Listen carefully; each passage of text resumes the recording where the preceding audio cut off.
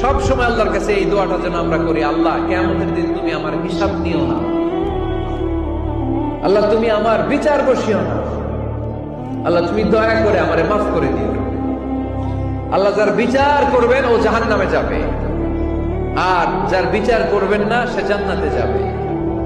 আল্লাহ যদি বিচার করে আর পাই টু পাই হিসাব নেয়, নামাজ পড়লি না কেন, রোজা রাখলি না কেন, মিথ্যা বললি কেন, খাদ্যে ভেজাল দিলি কেন, মাছে ফরমালিন দিলি কেন, যৌতুক খাইলি কেন, ঘুষ খাইলি কেন, উল্টাপাল্টা করলি কেন, জিনা করলি কেন, একটার পর একটা প্রশ্ন বানে যদি সেই ভয়ঙ্কর দিনে আল্লাহ আমাদেরকে জর্জরিত করে, আমাদের কোন উত্তর আছে? সেদিন আমাদের বাঁচার কোন উপায় আছে? তাই আমরা সবাই আল্লাহর কাছে দোয়া করবো, আল্লাহ কোনো বিচার টিচার মানি না, কোনো বিচার করতে পারবো না, দয়া করবা। কথা কয় না? কি করবে? এবার আওয়াজ করে বলেন, বিচার চান না দয়া চান?